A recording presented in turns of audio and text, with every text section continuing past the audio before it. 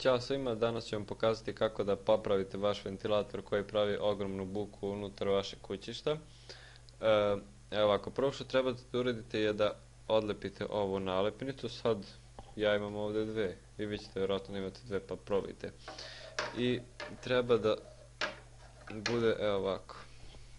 Kad skinete nalepnicu, to ovako otprilike treba da izgleda i samo skinete ovaj crni poklopac i ovdje sad u ovu rupicu stavljate ulje. Možete, ako imate male šprice ovakav, samo malo, vrlo malo stavite to, a možete i pomoću zejtina.